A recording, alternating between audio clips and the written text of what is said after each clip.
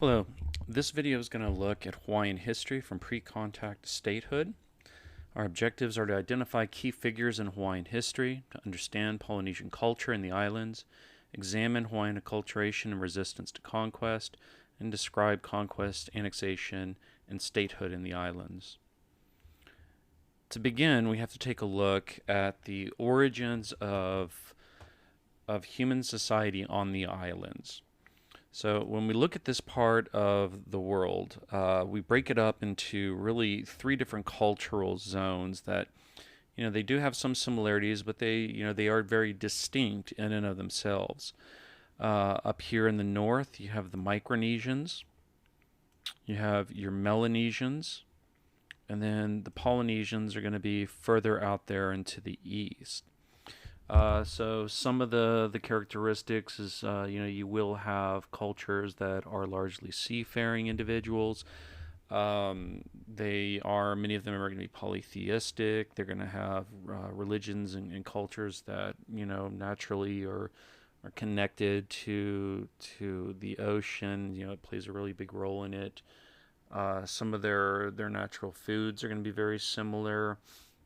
But in terms of language, in terms of the specifics of their faiths, they are going to have a lot of differences. You'll have down here in the Melanesians, closer connections to the Aborigine cultures here, Southeast Asian cultures, that they migrated in from.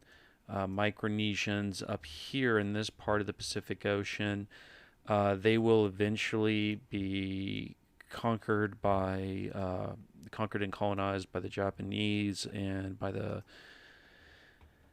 Spanish, and so you're going to see those influences blended into their cultures. Out here in Polynesia, again, distinct histories in terms of their cultural development, but a lot of connections between them, especially in terms of language, in terms of like long history, history dating all the way back to their origins. Uh, Now, when it comes to Hawaii in specific, what we believe happened in the Pacific Rim is you had migrations of indigenous people occurring overland through the Bering Strait.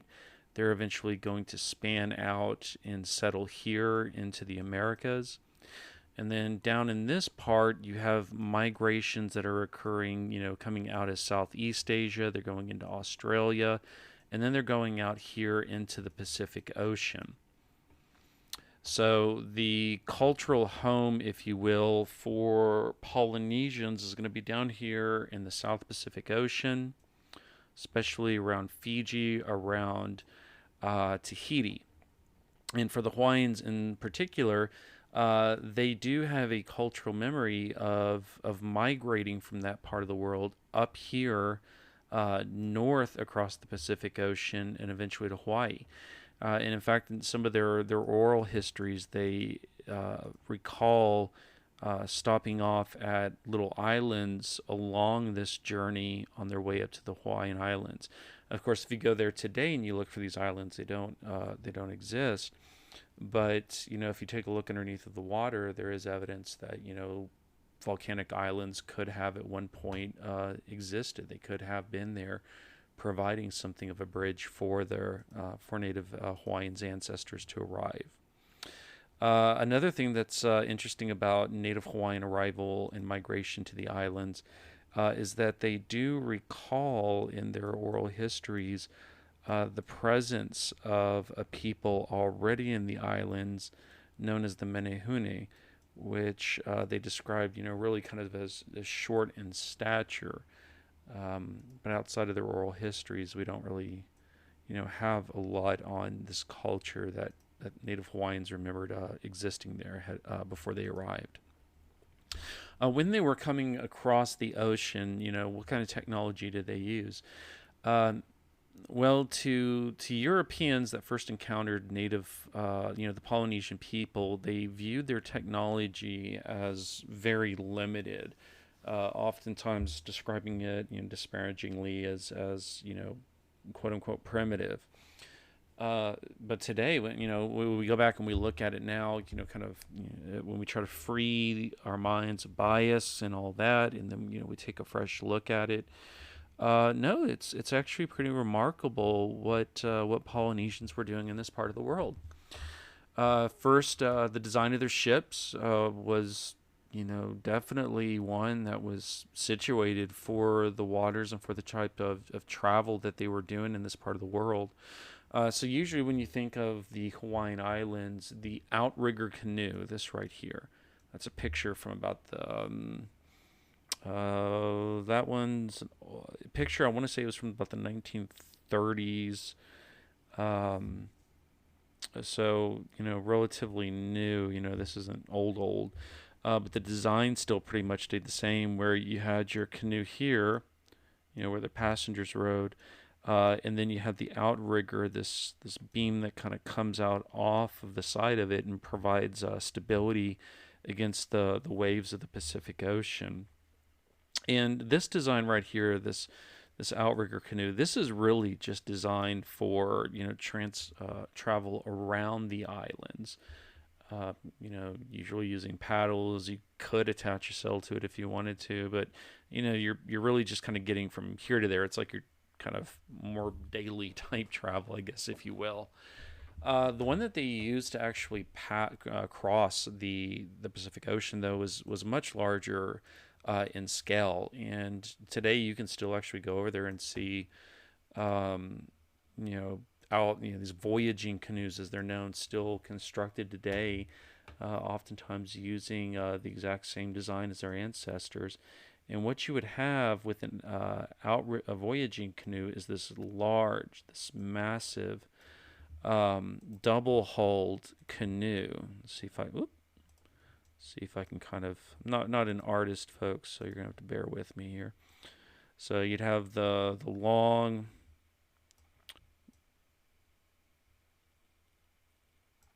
sections here, and then in between, what would you'd have is basically like a platform that they could construct in between them.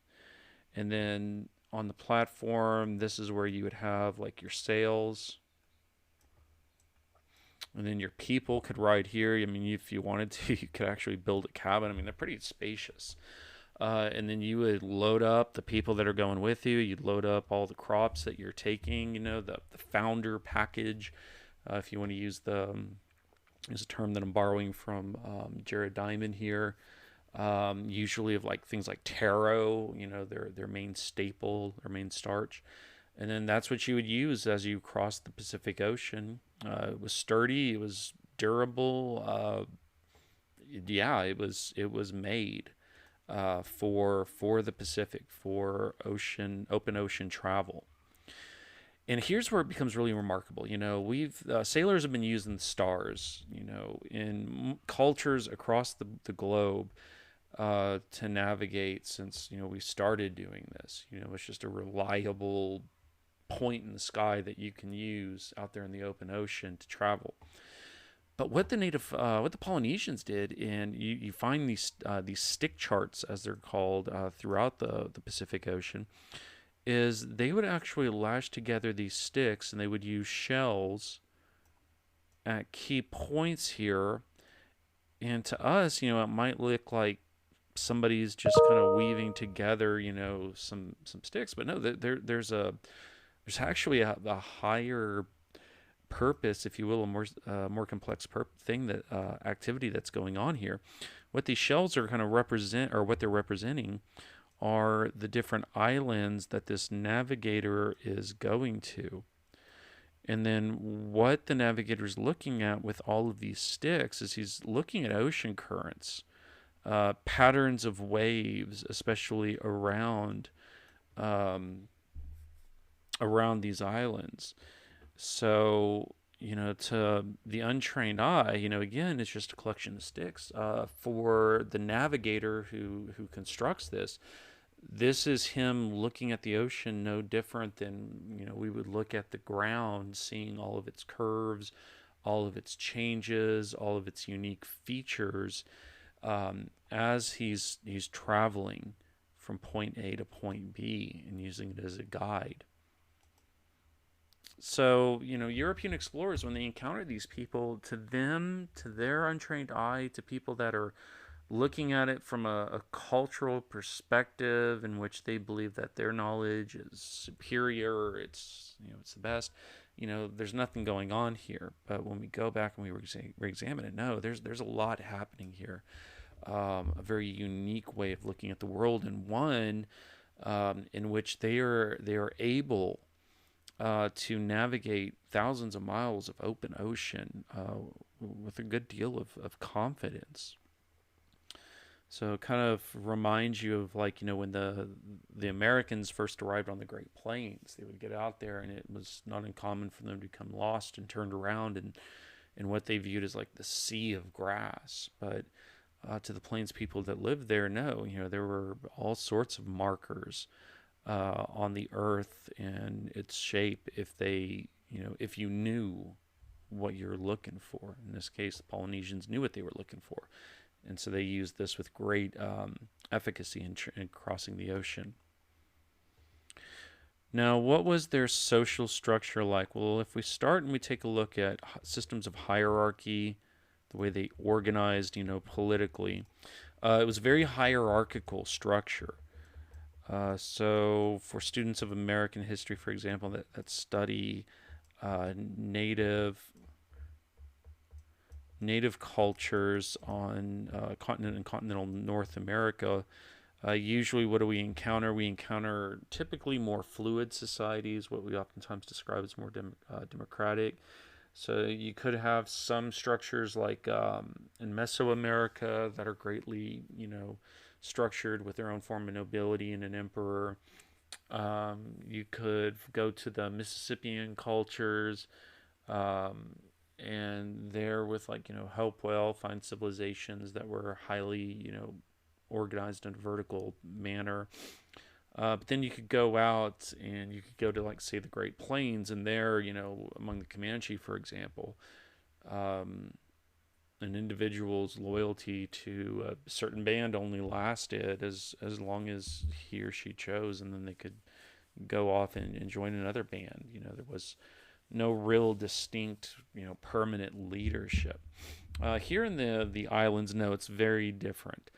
At the very top, you had a group of leaders known as the elite.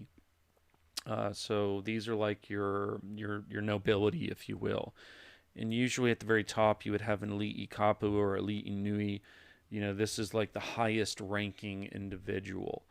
And he ranked, in this organization, not just simply because of birth, but also because of mana, this spiritual energy that gave people their abilities, their power. And so, the elite kapu, the elite inui, his mana was strong, and that is what was going to guide his people and keep them safe, keep them fed, keep everything structured.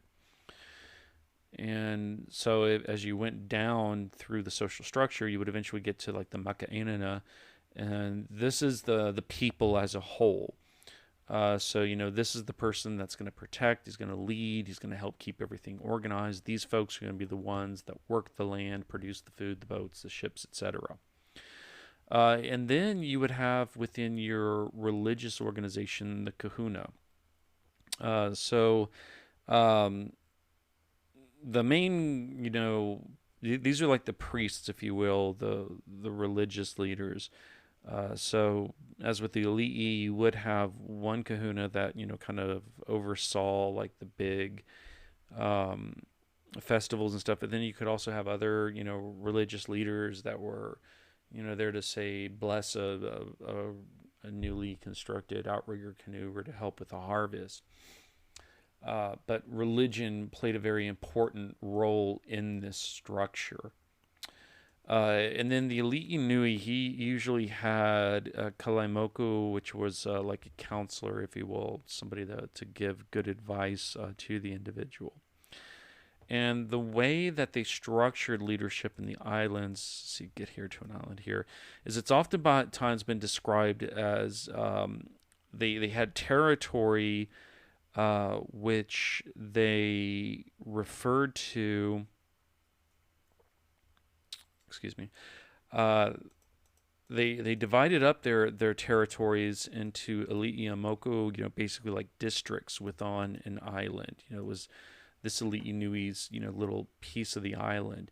And it's oftentimes been described as basically taking the islands and dividing it up into almost like a pie, if you will, usually with the highest point in an island kind of marking off these political divisions.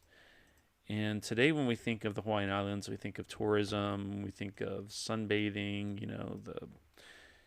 It's common to greet people with aloha, aloha nui.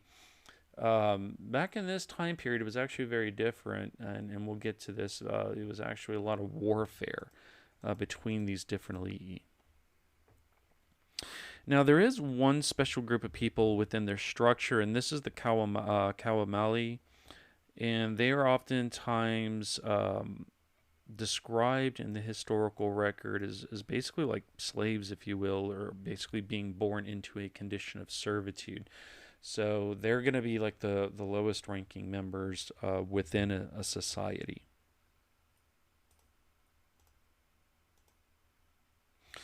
Now, again, religion was very important to these folks. So theirs is a system that you can definitely describe as polytheistic, but it also does have traces of animism as well. So remember, polytheistic societies usually have, they're described as having more than one god.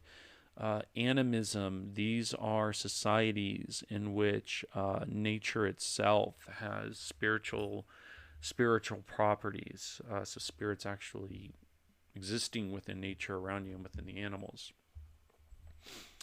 So here it's almost like Shintoism to a degree. It has a lot of similarities with traditionally like Japanese religion in this aspect.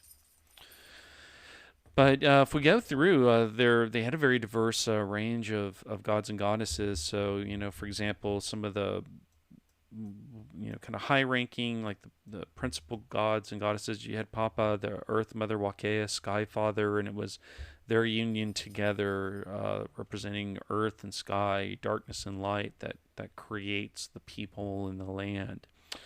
Some other principal deities, you had Kane, which was the creator, the organizer, spirit of sunlight, freshwater, forests. Ku, which was the patron of the works of man. Lono was an important god. He kind of directed the elements, and he was the source of mana. So that right there makes him very important. And there was a religious ceremony in his honor known as the Makahiki that's going to play a very important role in this in Hawaiian history when Captain Cook comes. So some other ones, you had kind of Loa the ocean, Pele, goddess of fire, goddess of volcanoes. You had Ku Kalimoku, the god of war. And then in addition to this, you had what was known as Akua, and these are like your spirits in nature that can be helpful to you. So like, for example, a shark or a lizard or a bird, something that's special that helps you. And so here's kind of like where you start to get your traces of animism within it. Now they did have structures, religious structures that were dedicated to religious activities, and these were known as heiaus. Usually constructed of volcanic rock, really large structures, and you can still go to Hawaiian Islands today and visit them. Now, one thing that's often misunderstood about Native Hawaiian religion and Polynesian religion is the concept of kapu. We oftentimes in our language consider this as basically meaning like taboo, which has taken on like a popular meaning today. We oftentimes just kind of banner it around like, oh, that's taboo, or that's breaking taboo, or something like, oh, that's just a social convention that you're breaking there. But to them, it was something very different. Kapu did mean that something was forbidden. but it didn't just simply mean that, oh, that's kapu for you to privilege somebody else. No, it's more like it's forbidden, it's reserved, it's set aside for a special reason. Um, so there were things, for example, that were kapu for the Maka'inana because they were reserved for the elite. The elite needed certain types of food. They needed certain types of customs practices to maintain their mana so that you wouldn't steal that mana away from them, so that they would have it in times of war and times of need to lead the people. And the same is true between genders. There were some things that were kapu for men, some things that were kapu for women, certain types of food, for example, that women were not allowed to eat because it was reserved for men. So within the islands, you did have some gender divisions. Usually women, they were going to do, tend the young, care for the household, make many household items. Uh, Men, usually they're going to go out and fish, conduct war, do the manual labor. So we see a lot of similarities in gender divisions with Polynesian societies that we do see in other societies. In terms of food, largely, it's an island, so a lot of reliance on marine wildlife. But in addition to that, they definitely had agriculture. So one plant that they brought with them, we believe, from the South Pacific was taro, and it's this that's the kind of like their main form of their main source of starch. They grind it down to a dish known as poi. But they were very, very, creative and industrious in terms of like uh, their their acquisition of food. So an example was, if we kind of make ourselves a little beach here with the blue, if that's the what represents the water, and this represents green represents our vegetation area.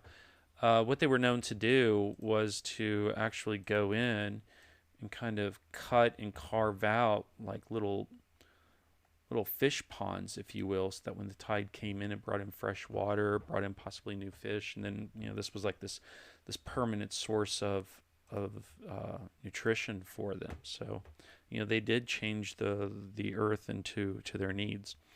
In terms of architecture, their architecture was made using this with post structures.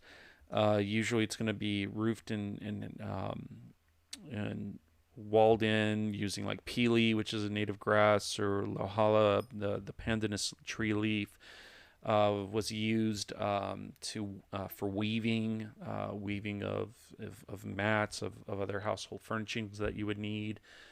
For clothing, we have in the historical record in oral tradition that Native Hawaiians, the women would actually use types of tree bark that were very soft and pliant to make clothing with. Of course, for the elite, bird feathers, especially tropical, beautiful plumage, would be collected to make cloaks and hats for them. And then in terms of tradition or of entertainment and of art, Malay songs had a very important role. It was in these songs that they relayed their stories and their genealogy and entertained and taught social structure and religion. Uh, Now, in the 1940s and 50s, as a result of World War II and all these sailors coming over and experiencing the islands, tourism took off, and they took this dance form that had once, Westerners had attempted to outlaw on the islands because they viewed it as a dirty dance. But what we know of a hula today is really kind of that commercialized, appropriated form of entertainment that the tourist industry uh, made in the 1950s and 60s, where you have women coming out, with the stereotypical coconut shell brassiere and grass skirt, the feathers in the hair. It's very different than the way that Native Hawaiians traditionally used it. The hula was an art form that you had to actually go and learn from a kumuhula. Um, the motions of the dancer's hands, of the hips, of the body told a story that went along with the melee, that went along with the music. And so there was something much more deeper culturally happening here than just simply entertaining, tourists at a hotel. Um, Another type of entertainment slash culture slash education, if you will, was the olelo, and this was the basically what olelos were is they were a person's genealogy, and so they were oftentimes weaved into the hula and the melee. Um, understanding one's past was crucial to Native peoples and the Polynesian culture. And then, of course, they had some other forms of entertainment and culture. So surfing, that was very much a Polynesian thing before it was, again appropriated during the tourism boom of the post World War II era. They engaged in foot racing.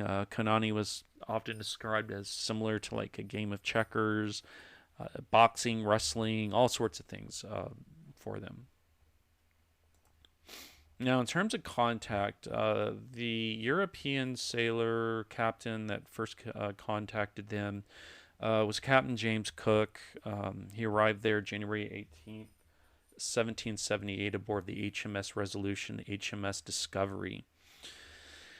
And one thing that Captain Cook's, what was Captain Cook doing in the Pacific Ocean? Well, he's going out there for Great Britain, looking for new lands. It was also a time period in the Enlightenment where they're trying to increase their knowledge of the world and of other cultures.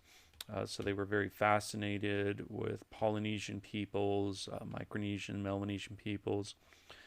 Captain Cook was also out there experimenting with new navigational technology to help more accurately plot longitude. And he, kind of came across the islands on his way, really to the northwestern regions of North America. And when he was there, according to Captain Cook, what he tried to do when he first encountered them is he tried to limit contact with between the men and between the native peoples, because by this time they had started to understand, that the diseases that they were carrying into the Pacific Ocean were very deadly and devastating to native people.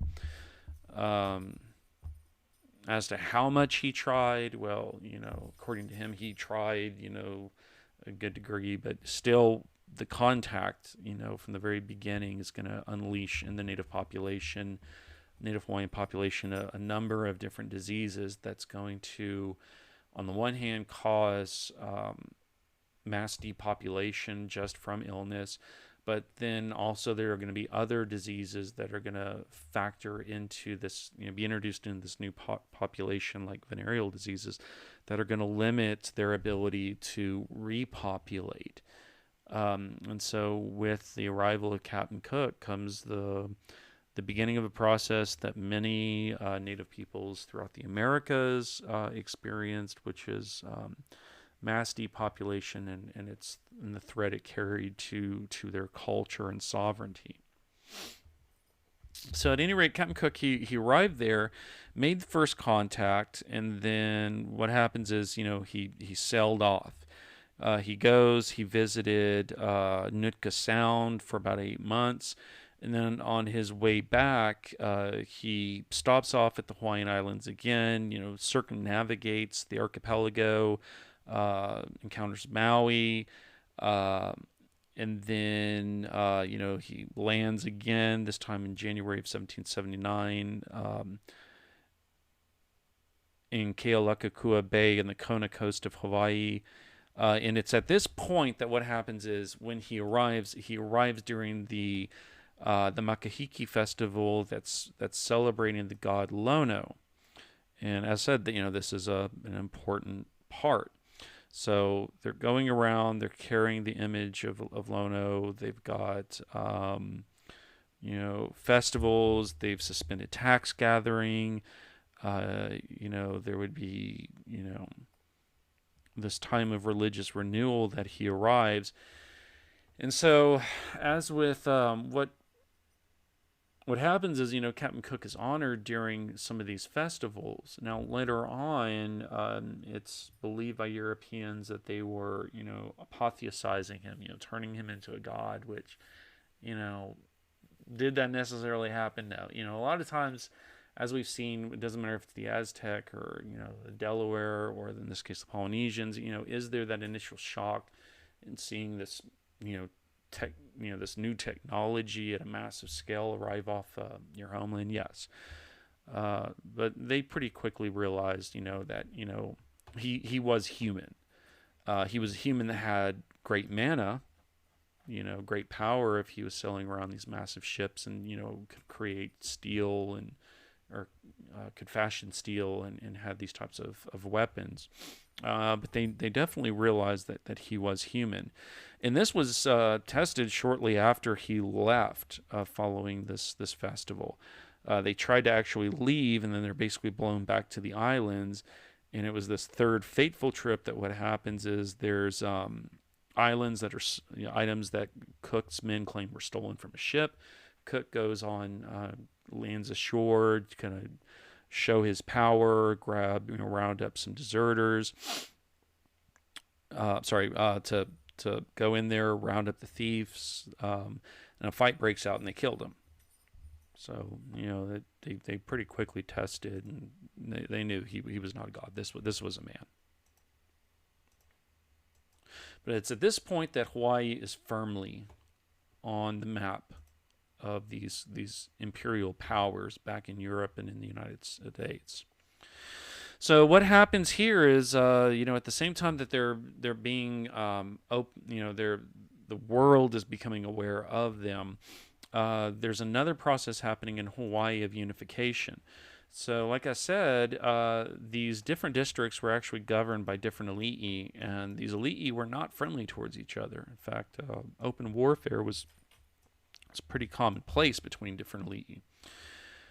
And what's going to happen is during the course of war, there's going to be one young man by the name of Kamehameha who, born on the island of Hawaii, is going to begin the process of unifying island after island after island, starting in the late 1700s and finally, finalizing in 1810 when the last holdout Kauai falls. And what he's going to do that is so successful is, he knows about these Europeans. He sees these ships that they're sailing in. He very early on starts to, round up, sailors that have deserted ships and to use them to kind of improve some of their weapons, and he uses it against their enemies. And so he learns early on, hey, this technology is new. Some of it's really good. What I want to do is I want to get it for my own. So this is the beginning of the diffusion of European culture into the islands. Now, in some cases, we'll see, patterns of hierarchical diffusion, as technology, knowledge, religious practices spread, beginning with the elite. This is especially true in areas like religion. So knowledge starts at the top and it's going to spread, kind of trickle downwards. Some other areas we'll see as contact continues throughout the 19th century is contagious diffusion. So especially like as Asian laborers start to come over to the Hawaiians, like Japanese, Filipino laborers, they'll bring with them their ways of cooking, their ways of speaking, their ways of dressing, and this is going to blend in with the local culture to where it even starts to create its own kind of pidgin language for people to communicate and to talk amongst each other that you can still experience by going to the islands today. But then there's also going to be a lot of what we call stimulus diffusion of culture. So there will be, in the form of, say, government, One thing that Kamehameha starts to do is he starts to talk to these sailors and learn about the cultures and the countries they're coming from and how they arrange their political systems.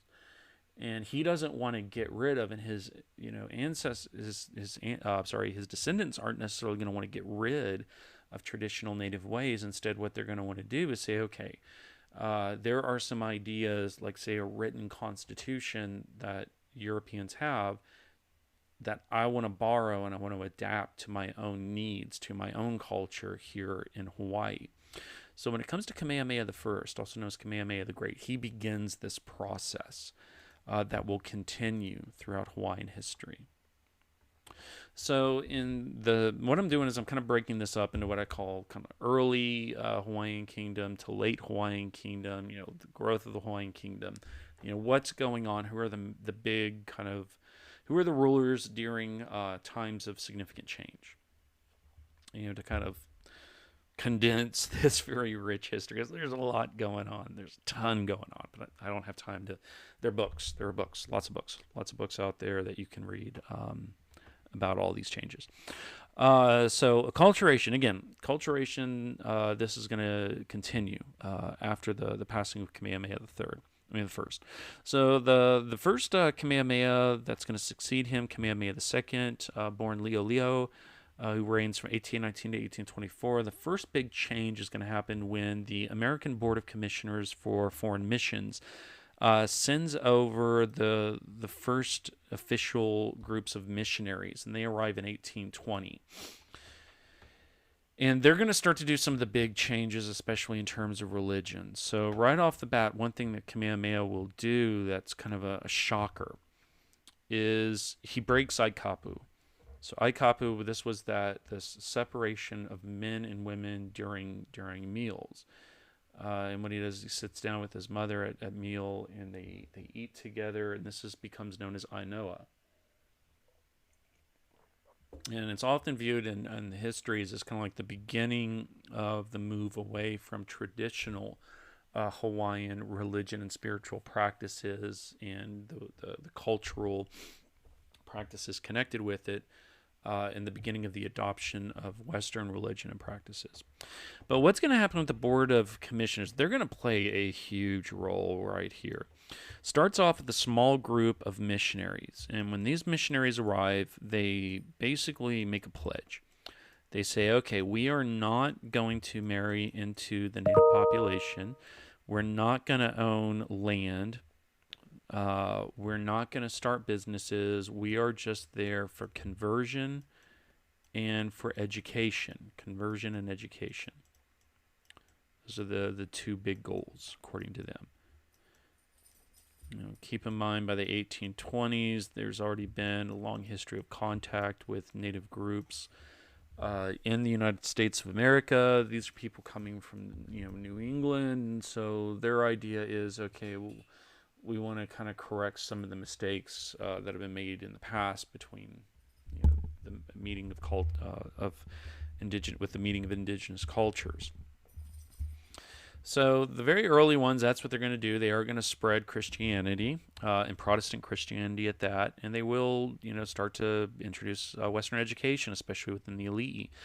So one thing that they'll start to do immediately is to take the Hawaiian language, develop an alphabet, and start to write down the grammatical rules, the syntax of the language. And this will be preserved, even though in the late 1800s and early 1900s it comes under increasing assault, as the increasingly Western government tries to literally erase popular usage of the Hawaiian language. But today there's a revival of it. It's continuing, it's spreading, and the new generations are learning it. But this pledge for the missionaries, it's going to hold for them, not for their children, not for late arrivals. So whereas the missionaries themselves are going to swear off owning land, later descendants of the missionaries like Sanford Ballard Dill will have absolutely no compunctions whatsoever of owning land and engaging in business and buying up land, and in the case of Sanford Dole, even sanctioning the overthrow of the last Hawaiian monarch.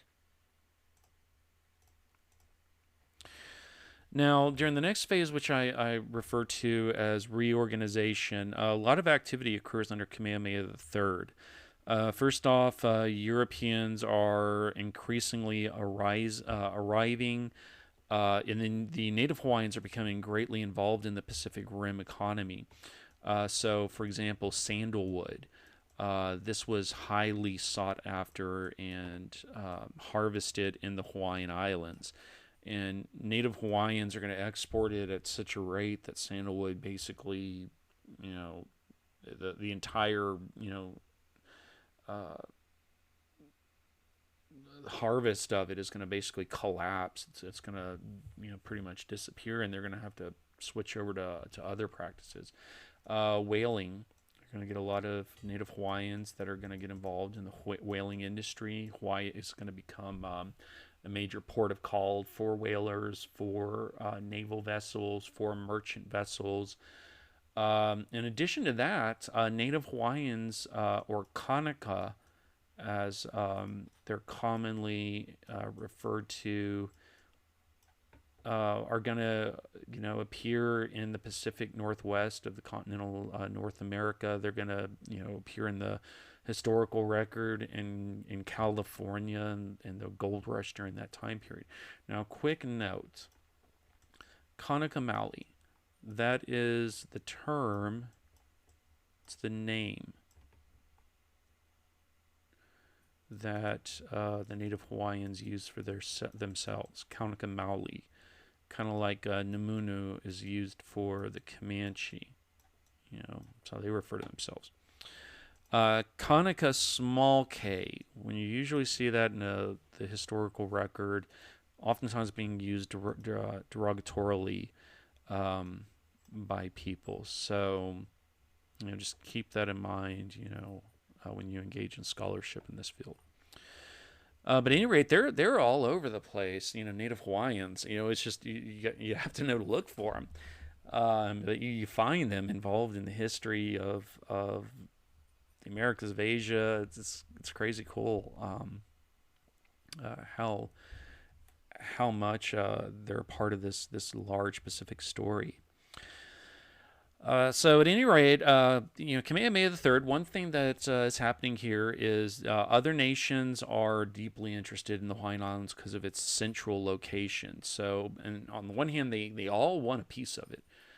But at the same time, they realize that a free Hawaii is better for like this balance of powers in the Pacific. So remember, 1800s, this is post-Napoleonic time in Europe. In Europe, they have the Consort of Europe that's trying to maintain peace and stability by coming together, establishing a balance of power. No one power is dominant. Everybody's kind of respecting each other's territory within Europe, and they're kind of export this mindset here to the Pacific Ocean. So the British, they're going to sign a treaty with the Hawaiian Islands. The Russians and the French, they'll kind of apply pressure at times to the Hawaiian people. So, a good example of this is the Paulette episode, in which there's conflict over religion within the Hawaiian Islands. The French want to be able to introduce more Catholic priests as a way of expanding their influence. There's a period where they threaten independence of Hawaii, and Great Britain is going to, afterwards issue a joint declaration with France over the independence of the Kingdom of Hawaii. Russia will grudgingly accept the independence of the islands as well. Keep in mind they're very active pushing their claims in Alaska. They've also been pushing claims down the western coast of North America. So they're present here. Now, in the case of the United States recognizes, after incidents like the Paulette episode, that an independent Hawaii is important, but they never actually sign a formal treaty with the Hawaiian Islands. 1843, though, they do send a commissioner. So this is like an informal recognition. And there's going to be a lot of times in U.S. Hawaiian history when the issue of a reciprocity treaty is going to arise. On the one hand, the Hawaiians want to be able to export agricultural products to the West Coast. And prior to the 1869 Transcontinental Railroad, Hawaii was an important source of food for people in that part of the world. But one of the crops that's going to become dominant in Hawaii is sugar, and they're going to threaten the sugar interests of the Deep South. So it's always going to be those agricultural interests that are going to keep these reciprocity treaties from being signed, and that's going to play a role in the overthrow of the Hawaiian monarchy. Now, under Kamehameha III, you had the very first introduction of some Western concepts into government, starting with the Declaration of Rights and Laws, in which basically this is kind of like almost like it's like a Hawaiian version, if you will, of like a Hawaiian Magna Carta, as historian Kirkendall has called the document. And basically what it's doing is it's stating, that, everybody has, certain rights to, life, limb, liberty, labor of his hand, productions of his mind, that God establishes governments to, and I'm kind of paraphrasing here, for the purpose of ruling in peace and to make laws to guarantee stability. So it's that declaration. And then right behind that, you're going to have, so this is 1839. Right behind that, you're going to have the very first constitution that's going to establish a constitutional monarchy. And this is going to be followed in 1852 with another constitution that's kind of expands on what happened in 1840. Now, at the same time, you've had greater and greater immigration to the islands by Europeans and Americans. And these Europeans and these Americans recognize that this is a tropical climate, that the soil is good for the production, especially in terms of sugar, of pineapple, and that there are parts of, like, say, the Big Island, Hawaii, that are great for cattle ranching, and that they can use this to grow here and ship for a large profit to other parts of the world. And as they're migrating over, they're slowly starting to convince the kings of Hawaii, kings like King Kamehameha III, to grant them private ownership of land. And this results, this coincides with increasing pressure from Americans that are becoming naturalized Hawaiian citizens, with the descendants of the first missionaries, as well as some of the missionaries themselves, to push for the switch to private ownership of land. So to push towards Western notions of private property, because up to this point, basically all the land's been owned by the different levels of the elite. And so this finally comes about in 1845 with what's known as the Mahele. And this is basically what the king does. Is the king says, okay, I'm going to take the lands of Hawaii, and I'm going to start, and I'm going to carve out for myself a section, of the king's lands. And then after, I get my lands, I'm going to recognize and give, ownership to lands to the different elite. And then once that's done, I'm going to open it up to the Maka'inina, where they can go out and they could get a chunk of the land. And only once the Maka'inina have had a chance to register and get fee simple on their land, will I open up the remainder to sell to Westerners interested in opening businesses. But what happens here is the king's going to get his lands, the elite will get their lands, but then when it comes to the Maka'inina, they've never really understood this system. I mean, this is a very foreign idea, the concept of land ownership. It'd be no different than really kind of going to 10th century France and trying to force all these serfs to suddenly quit using, quit farming the commons and quit the manors and go out and just start owning their own homes. Trying to explain to them, notions of 19th century contract law would be no less foreign to them. And so for many of the Maka'inana, they end up missing out on the registration, or in some cases they're going to, basically be swindled for their lands by these large landowning interests that are going to develop. So they're going to lose out in the Mahele. And so today, if you go to Hawaii, most of the land in Hawaii today is not owned by Kanaka Maoli. The descendants of Native Hawaiians is actually owned by Haole, by foreign companies, hotel chains, you name it. And among the homeless and the impoverished, Native Hawaiians continue to have a disproportionate percentage of their population represented there. So he begins this process, and then it's going to continue. So under Kamehameha V, for example, 1863 to 1874, they're still very much connected in with this globalizing market. But some other things are starting to happen here. First off, the Native Hawaiian population is increasingly starting to decrease. The whaling industry is declining, sandalwood industry is declining. So what's happening? Well, they're turning increasingly to agriculture, sugar, pineapples, ranching, coffee is starting to be introduced, all these different crops. And of course, without many Native Hawaiians left to work the plantations, they're going to start to turn to other sources.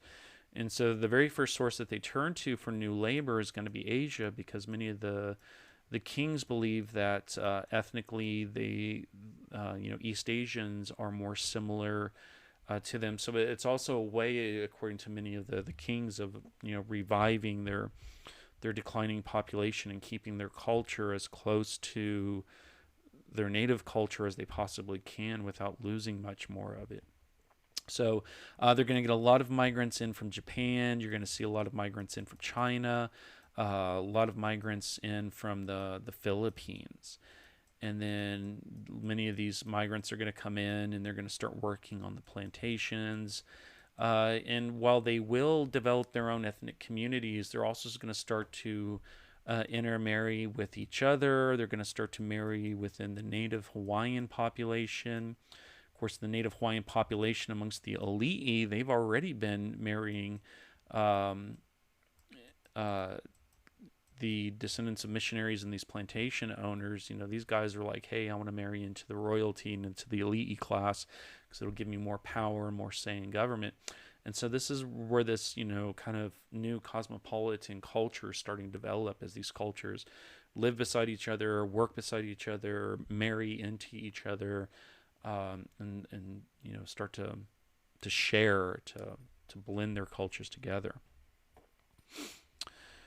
Now, the next major development is going to occur under David La'amea Kalakaua, who reigned from 1874 to 1891. And what happens here is, by this time, these plantation owners and these descendants of missionaries that have either married into the Ali'i or they have become plantation owners themselves are now a large enough and a wealthy enough population, and they have a large enough population of Americans and Europeans that have settled in the islands to become a political force themselves.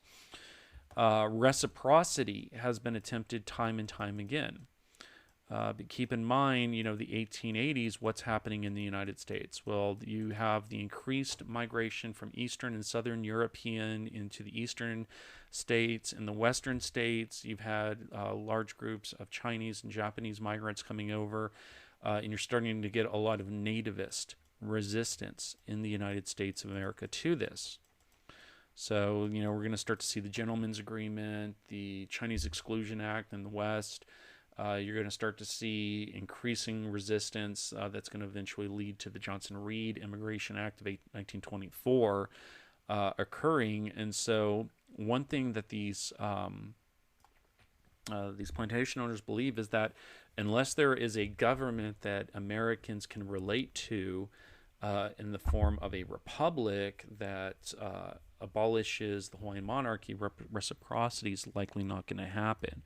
And of course, they're also starting to dream of a day in which Hawaii will become a part of this growing American empire. So in 1887, what they do is they go in and they basically force the king to adopt a new constitution that greatly limited the power of not only the elite but also of the Maka'inina, of the Native Hawaiians themselves. And they do this at gunpoint, which is why it's known as the Bayonet Constitution.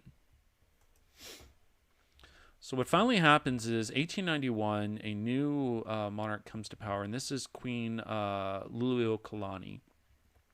And she is ardently in favor of maintaining Native Hawaiian culture and Native Hawaiian power. To her, the Native Hawaiian kingdom is for Native Hawaiians.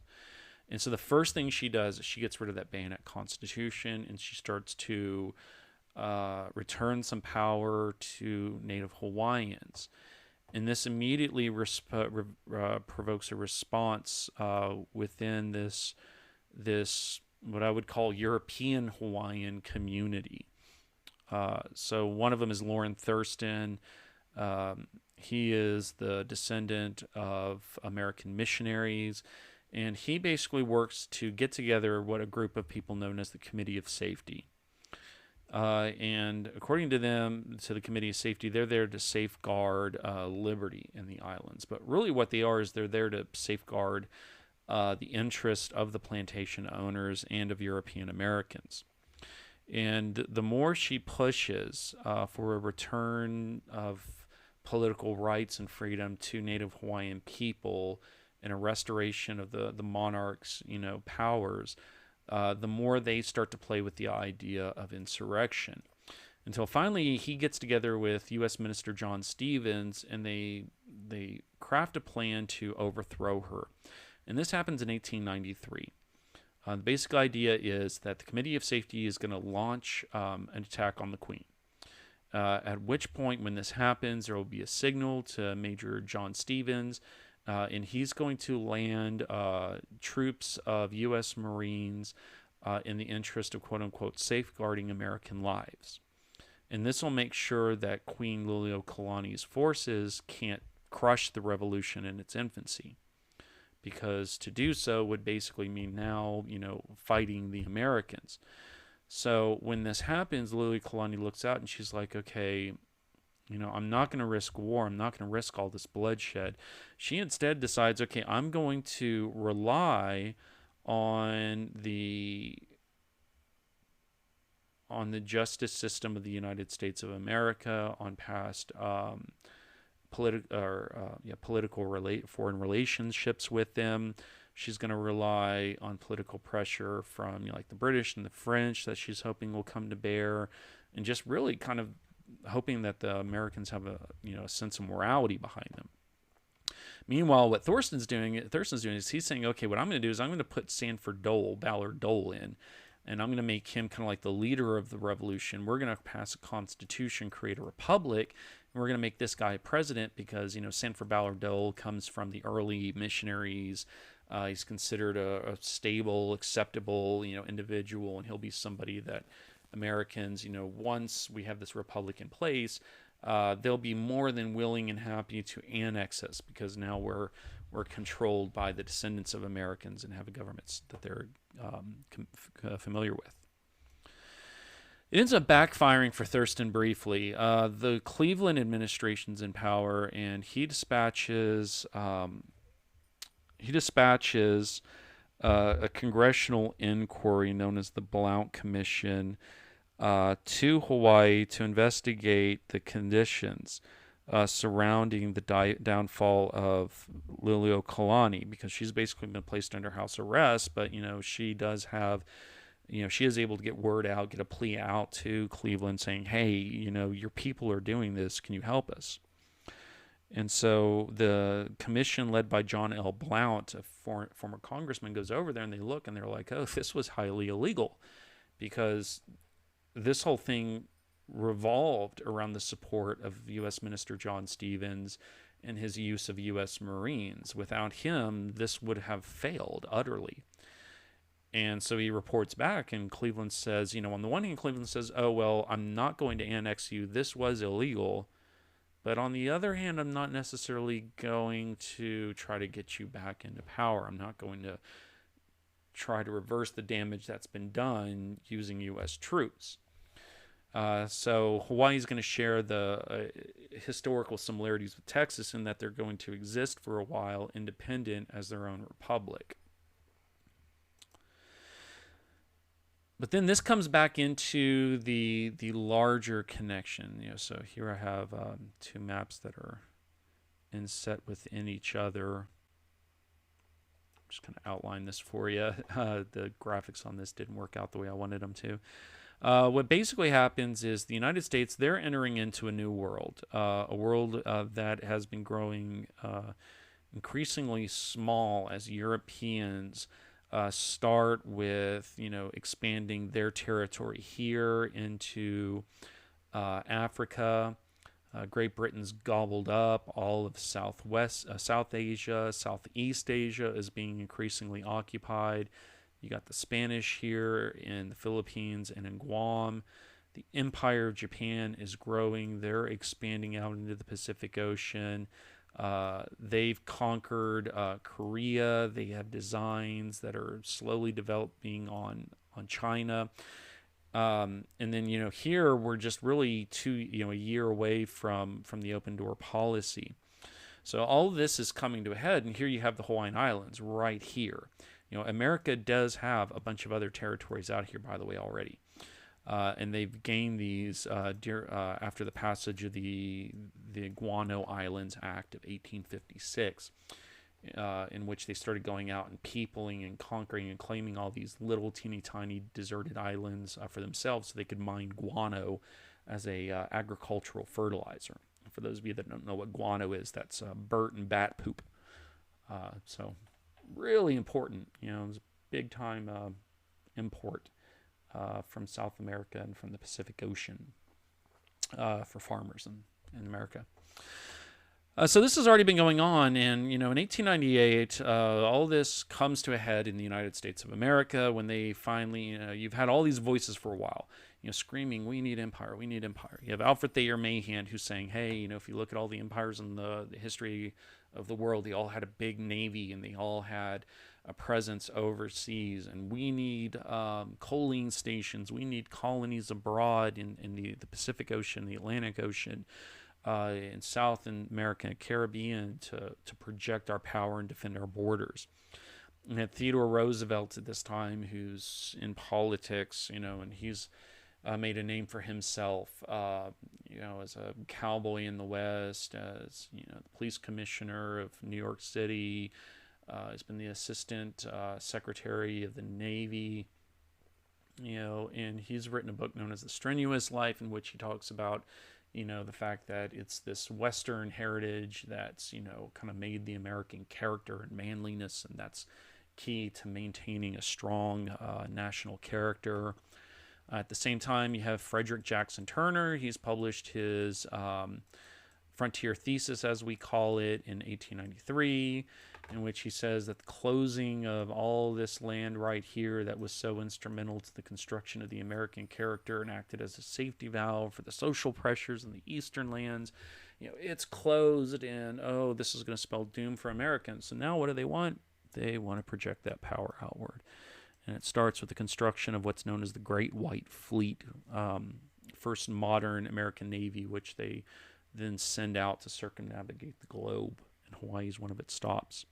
So all this boils up into the Spanish-American War, in which the United States of America just basically picks low-hanging fruit from the Empire of Spain that's been flagging, and claiming a desire to liberate the Philippines here and the island of Cuba here. They launch an attack that's very quick. They gain access to Guantanamo Bay at the tip of Cuba here. They gain bases for about the next 100 years in Philippines. They gain the island of Guam. They're going to get America Samoa shortly thereafter. And then guess what? Right here. This is viewed as the key pin to American strategy and power in the Pacific Ocean. So they're going to snag that little puppy also. So that is the point at which Hawaii is going to be annexed. They look on the horizon. They see Hawaii, the Pacific Ocean as the key to the future. You have the rise of Japan in this area. We're friendly with Japan, but at the same time, we're competitors. And China, this is the big market. For America, this has always been the big market. This goes all the way back to, the first New England traders, merchants coming over here and trading with them. It's always been a major goal. And in 1899 and 1900, John Hay, Secretary of State, issues his open door policy, in which he basically says, hey, we're going to keep China open for everybody. Following the Spanish-American War, the Americans are going to have to fight an attempt by the Filipinos under the leadership of Emilio Aguinaldo to kick them out of the Philippines. And they don't want the Americans there anymore than they want the Spanish. And what do the Americans do immediately after the Spanish-American War, in which the Filipinos aided them in overthrowing the Spanish? They start to basically import their own system of government, their own colonial government. And so in the face of all of this change, Hawaii now becomes essential, Hawaii is needed, and Hawaii is officially annexed to the United States. And so once that happens, what they're basically going to do is they're going to take the same type of government that's been used throughout the United States of America, that's been introduced into Alaska, this old system that goes all the way back to the Northwest Ordinance, and they're going to basically apply it here to the Hawaiian Islands as well. So a lot of this part of annexation and statehood from 1898 onward is going to follow the exact same pattern that you had in all of these states over here and in this territory right there. So the territory of Hawaii, what do we have? From 1898 onward, the society is basically governed by the Big Five. These are the five major plantation companies: American Factors, Theo H. Davies, Alexander and Baldwin, Castle and Cook, C. Brewer. If you go to your grocery store and pick up a packet of sugar, you're probably going to grab one of their brands or the offshoots of a company that started with them. And they basically run the economy, and by the economy, the government as a whole too. Now, one thing that is going to happen in Hawaii is that the United States government, it's gone through and it's had all of this history with Native Americans on the continent. And they've gone through the process of the reservation system. They've decided that they want Native Americans to basically fuse into the American population. They've already gone through with the Dawes Act of 1887 and said, okay, we're going to basically take all of your land and turn it into private lots. And then the remainder, after all the heads of the household and the children and the adults get theirs, we're going to sell it off to a profit and just be done with tribal government. They've already gone through and they've started shipping Native American children east to boarding schools or off the reservation to state boarding schools. They've already passed the Major Crimes Act. So they've already started this process of trying to do their last major assault on Native sovereignty, or at least the last major assault prior to the Termination Act on Native sovereignty. And they're going to take the same approach here, is they're basically just going to say, hey, we're not going to mess with the reservation system. We're not going to officially recognize Native Hawaiians. We're going to recognize the Republic of Hawaii, of which Native Hawaiians are just one ethnic group. But we are going to throw a little bit of a bone the way of the Native Hawaiians, and that is in the form of private property to make sure that they're taken care of. So the Congress passes the Hawaiian Homes Commission Act the Hawaiian Homes Commission Act of 1920 is passed to take care of the Hawaiian people. But while the legislation seeks to quote unquote rehabilitate the Native Hawaiian people, it doesn't want to create a system necessarily of private ownership. So what Congress does here is in the HHCA is they say, okay, what we're going to do is we're first off going to define Native Hawaiians as no less than one half, and I'm quoting here, Native Hawaiians are persons of, quote, not less than one half part of the blood of the races inhabiting the Hawaiian Islands prior to 1778. One half of the blood. And so this creates what's known as a blood quantum in Hawaii. The idea, basically they understand basic math in Congress. They understand that if you have a Hawaiian we're going to use the term Kanaka Maoli. If you have a Native Hawaiian, a Kanaka Maoli,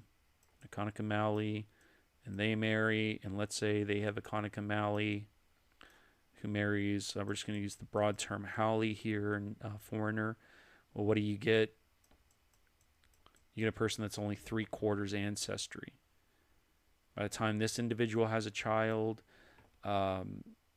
you're pretty much going to be reducing that down to even less if they marry somebody else that's of non-ancestry. So at this point, this individual is basically going to become part Native Hawaiian. And let's say that part Native Hawaiian marries a foreigner. Well, now we basically have, so we're going to say, actually, let's scratch that. Basically, you have Kanaka Maoli. This is the 3/4 individual. And they're going to marry in. So by the second generation, you're going to get down to a half.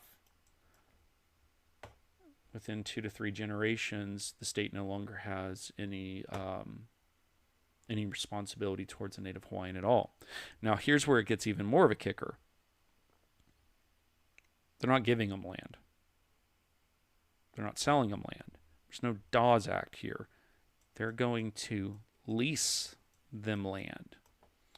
So basically, you're going to get not less than 20 or more than 80 acres of agricultural land, not less than 100 nor more than 500 acres of first-class pastoral, not less than 250 or not more than 1,000 of second-class pastoral.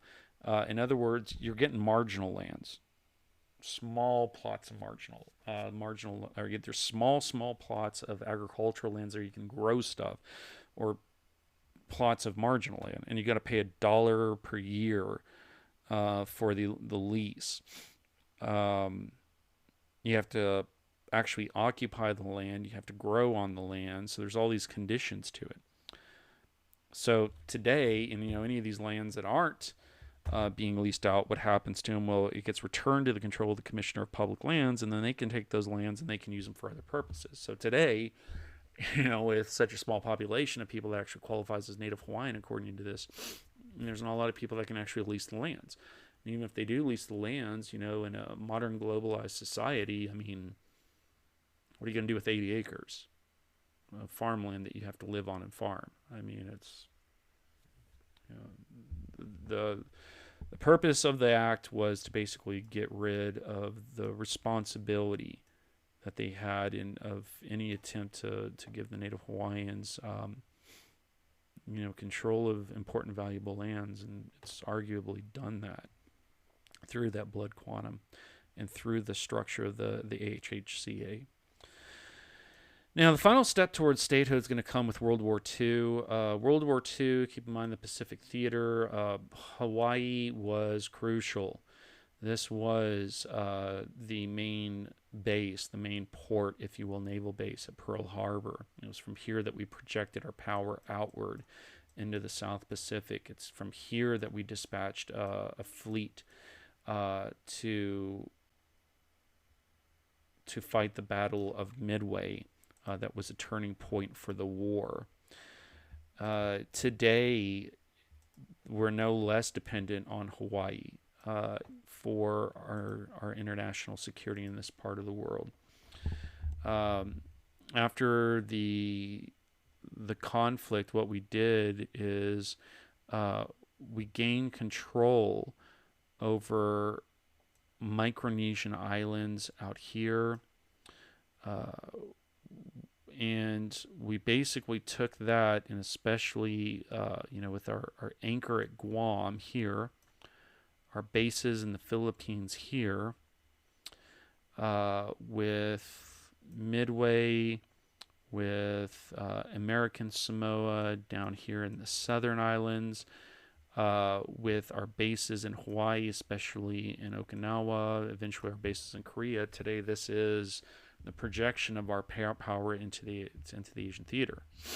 So after World War II, there's no way that they were going to give up the Hawaiian Islands. The only question is, what were they going to do with it?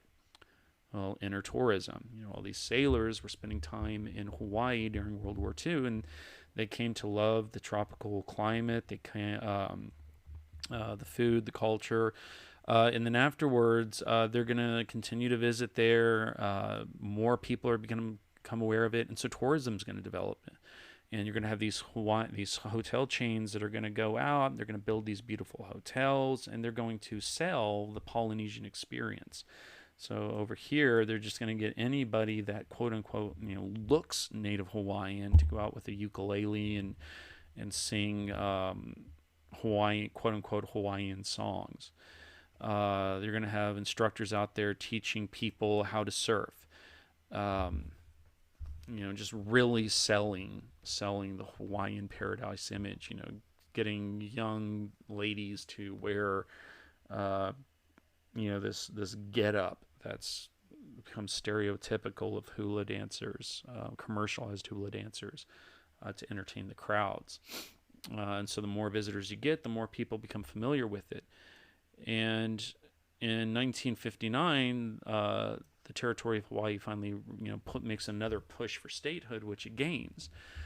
Because up here in Alaska, you have a push for statehood. Down here in Hawaii, you have a push for statehood. This is generally controlled by Republicans, generally controlled by Democrats. The idea is amongst these political parties, a continued balance of the political partisan power in Congress, old story made new. It'll incorporate and lock down control of the islands for military purposes, and then on top of that, it'll get rid of that nasty word of imperialism in the United States that the Russians are able to throw at us because we still own overseas territory. So statehood's granted in 1959. Story hasn't ended though. For Native Hawaiians, it's not over with. There's still a big push in the islands for Native sovereignty to be returned, for Native lands to be returned. Many Native groups there don't want to go the way of Native Americans, though. There's actually been some talk of recognizing Native Hawaiians as an indigenous group and establishing a relationship similar to that of Native Americans. But this is seen as, a bit of a trap. If that recognition is made, what happens to those claims of sovereignty and independence? Will they go away? Will they be weakened with that kind of an agreement?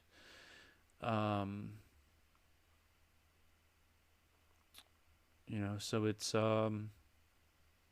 still a legacy that's occurring in those islands in terms of indigenous culture, reviving it, maintaining it, preserving it, and then regaining political power in the future for their people.